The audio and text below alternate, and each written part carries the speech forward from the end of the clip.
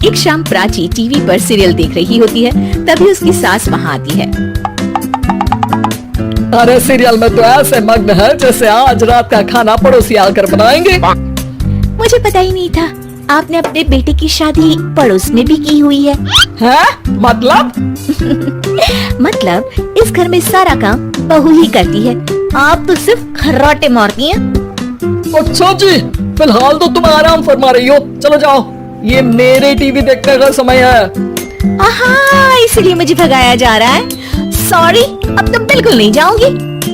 प्राची की इस बात पर दोनों सास बहू के बीच टीवी रिमोट के पीछे बच्चों जैसी छीना झपटी शुरू हो जाती है, जिसके बीच श्लोक भी काम से घर वापस आ जाता है।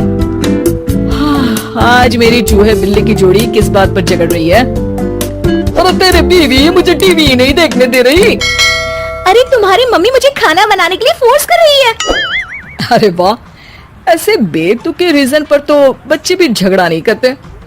अरे मुझे कुछ मत बोल, सब इसने ही शुरू किया है। हाँ हाँ, जैसे आप तो बहुत दूध की धूली है ना। अरे बस दोनों चुप। प्राची जाओ, खाने की तैयारी करो। और माँ तुम छोड़ो, तुम्हें क्या बोलूं, शांति से अपना सीरियल देखो, मुझे दोबारा लड़ने की आवाज सुनाई नहीं देनी चाहिए। ऐसा बोलकर श्लोक वहाँ से चला जाता है, जिसके पीछे पीछे प्राची भी कुछ न कुछ बड़बड़ाते हुए रसोई में चली जाती है। हाँ हाँ, सासू जी को तो कुछ बोलेंगे ही नहीं, बस मुझ पर ही हुक्म चलता है, खाना बनाओ, जैसे मैं इनके घर में खाना बनाने के लिए आई हूँ। इसी तरह शाम बीतती है और रात को श्लोक और प्राची की सास खाना खाकर सोने चले जाते हैं, लेकिन प्राची गुस्से में कुछ खाए बिना काम में ही लगी रहती है। इस घर में किसी को घंटा फिक्र नहीं पड़ता, मैं खाऊं या भूखी रहूं। प्राची कुछ देर के लिए रसोई से बाहर जाती है और जैसे ही वापस आती है तो वहाँ दूध का भरा ग्लास देखकर हैरान रह जाती है। फिक्र पूरी है, बस दिखाना नहीं है। प्राची दूध पीकर सोने चली जाती है और अगली सुबह एक बार फिर सास बहू का कार्टून नेटवर्क स्टार्ट हो जाता है। ये तुमने ही किया है। अरे अजीब जबरदस्ती है, मैं बोल रही हूँ मैंने कुछ नहीं किया। दोनों ने मिलकर पूरे घर को पागल खाना बनाया हुआ है। यहाँ कोई नॉर्मल इंसान तो रह ही नहीं सकता, इसीलिए अब पड़ोसी क्या रिश्तेदार भी घर आने से कतराते हैं। और सुन बेटे, तू भी चंगा, तेरी माँ भी चंगी, तेरी बीवी भी चंगी, रिश्तेदार। हाँ जी, आपको नहीं पता क्या, गंगाधर ही शक्तिमान है, रिश्तेदार ही। हाँ हाँ, बस समझ गया।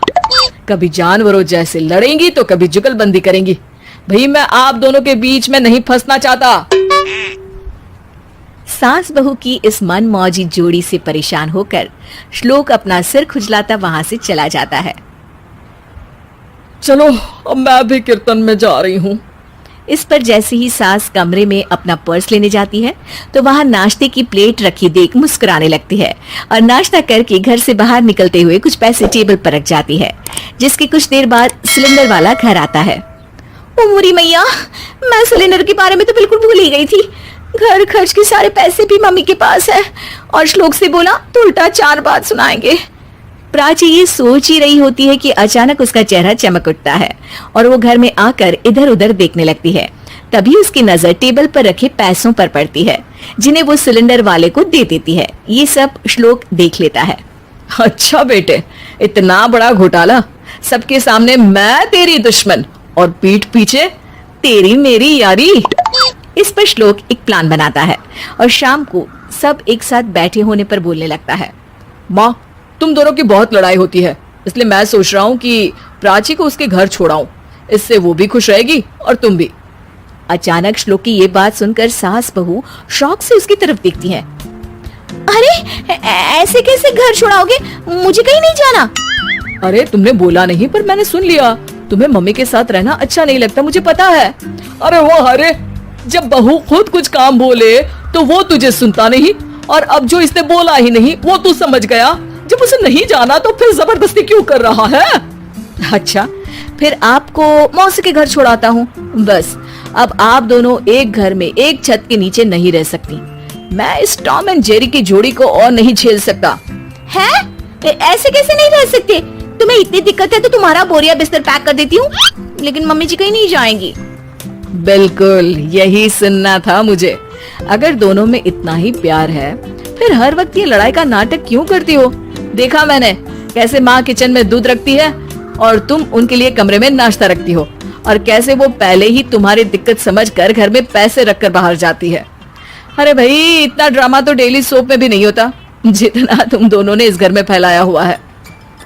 तू हमें टॉम एंड जेरी बोलता है ना, तो याद कर वो दोनों भी एक दूसरे को बाहर वालों की बुरी नजर से बचाने के लिए हमेशा सबके सामने लड़ते थे, लेकिन अकेले में दिक्कत के समय मदद भी तो करते थे।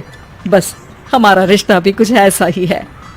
और वैसे भी अगर सास बहू में तू मैं नहीं होती तो दुनिया वालों को कहानियां कैसे मिलेंगी?